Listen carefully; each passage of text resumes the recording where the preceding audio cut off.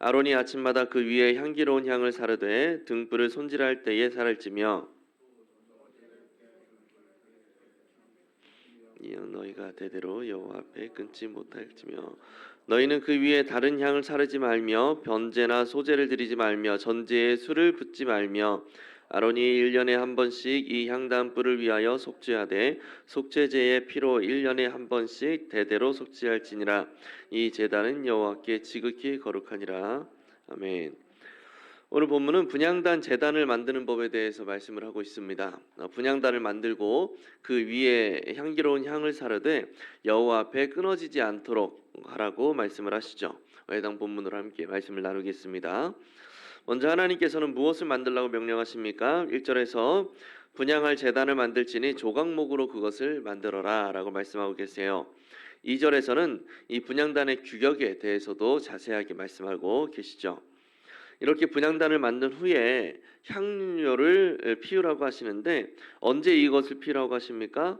7절에 보면 아론이 아침마다 그 위에 향기로운 향을 사르되 등불을 손질할 때에 사르라 라고 말씀을 하시죠. 또 8절에서는 저녁 때 등불을 켤 때에 사를지니 이 향은 대대로 여호와 앞에 끊어지지 않도록 하라 라고 말씀을 하십니다.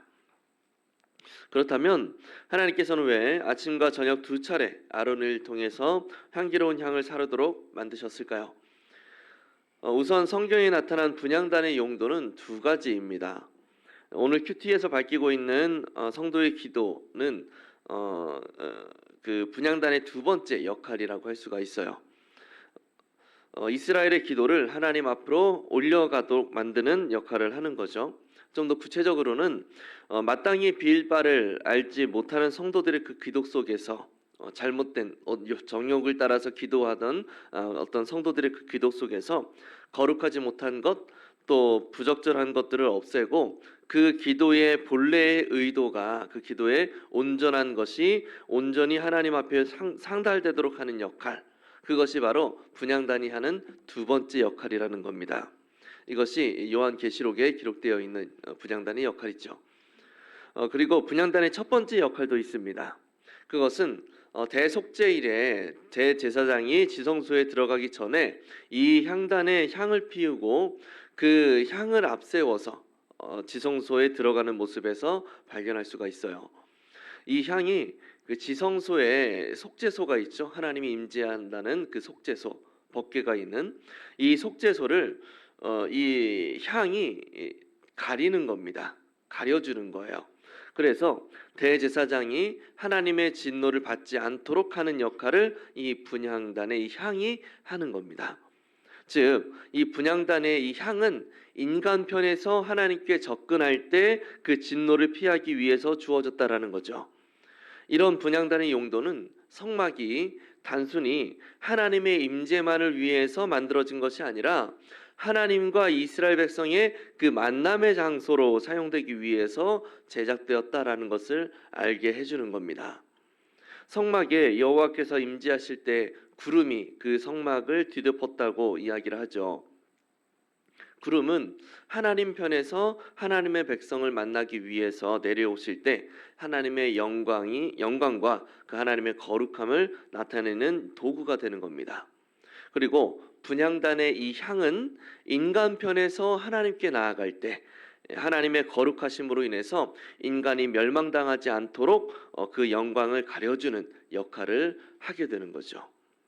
분향단은 이렇게 두 가지, 하나님 앞에 나아가기 위한 도구로서, 그리고 성도들의 기도가 온전하게 하나님께 올라가게 만드는 도구로서 역할을 하게 되는 겁니다. 그리고 무엇보다도 성막이 하나님과 인간이 함께 만나는 만남의 장소다라는 것을 드러내주는 역할이 바로 이 분향단의 역할이라고 할 수가 있는 겁니다. 자, 느낀 점으로 넘어갑니다. 매일 아침 저녁으로 분향단을 통해 자기 백성과 교제하시기를 바라는 하나님의 말씀에서 무엇을 느낍니까? 이 소통이나 교제라는 것은 반드시 상호 간에 이루어져야 돼요. 한쪽에서만 소통을 한다거나 또 한쪽에서만 접촉을 시도한다면 그 관계는 분명히 문제가 있는 겁니다. 마찬가지로 하나님께서 구름을 통해서 내가 너와 함께한다라는 사실을 분명하게 보여주시고 또 성막에 임재하심으로 인간들과 함께하심을 나타내 주신다 하더라도 인간 편에서 하나님을 향해 나아갈 수 있는 수단이 없다면 이 관계는 온전한 관계라고 말할 수가 없는 거죠. 그런 의미에서 이 분향단의 역할은 이스라엘 백성들에게 굉장히 감사한 제목이 될 수밖에 없어요. 노예가 왕 앞에 감히 나설 수 있습니까? 못하죠. 이스라엘 백성은 하찮은 노예 감독 그 감독관 앞에서도 감히 얼굴을 들지 못했었습니다. 이 애굽의 노예 생활을 할 때는. 그런 이스라엘 자손이 이제는 만유의 창조주이신 하나님 앞에 나아갈 수 있게 된 거예요. 에베소서 3장에서 하나님께 당당히 나아감을 얻었다라고 그렇게 말씀하는데 이것이 바로 이스라엘에게 주어진 큰 은혜이고 모든 그리스도인들에게 주어진 복된 모습이라고 할 수가 있는 겁니다. 죄인으로서 어떻게 완전히 거룩하신 하나님 앞에 나아갈 수가 있겠어요? 은혜로 그것이 가능하게 된 거죠. 이렇게 놀라운 은혜를 우리가 입었는데 하나님 앞에 당당히 나아갈 수 있는 이 큰 은혜를 입었는데 그럼에도 하나님 앞에 나아갈 때에 하나님이 원하시는 향기로운 기도가 아니라 내 욕심을 따라 기도하는 경우들이 우리에게 있죠. 그런 경우들이 언제 있으셨는지 모르겠어요. 사실 많은 경우에 이렇게 우리는 기도를 합니다. 하나님의 뜻을 구하기보다는 나의 문제를 해결하기 위한 기도가 먼저 나오고 하나님의 계획이 실현되기 위한 간구보다는 내가 원하는 것이 이루어지기를 간구할 때가 훨씬 많은 것이 사실이죠. 큰 병에 걸렸을 때 이 병이 낫기를 위해서 기도했지만 결국 병이 치료가 되지 않는다면 대부분 두 가지의 방향으로 나아갑니다. 첫 번째는 하나님의 뜻이 어디에 있는가를 찾는 경우, 그리고 두 번째는 하나님은 없다라고 하는 회의감에 사무쳐서 그 마음이 완전히 무너져 내리는 경우, 이런 경우를 참 우리가 많이 맞닥뜨리지 않습니까? 하나님께서 원하시는 향기로운 기도란 하나님의 뜻을 살피고 또 그 뜻이 이루어지기를 원하는 기도, 그것이 바로 향기로운 기도예요.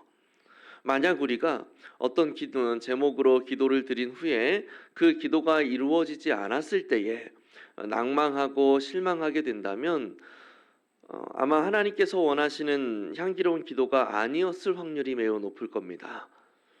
그렇다면 이렇게 하나님이 원하시고 하나님이 기뻐하시는 기도를 드리기 위해서 우리는 무엇을 실천해야 될까요? 기도는 하나님의 뜻을 구하고 그 뜻에 나의 생각을 맞춰가는 작업이에요. 그것이 기도의 1차적인 목적입니다.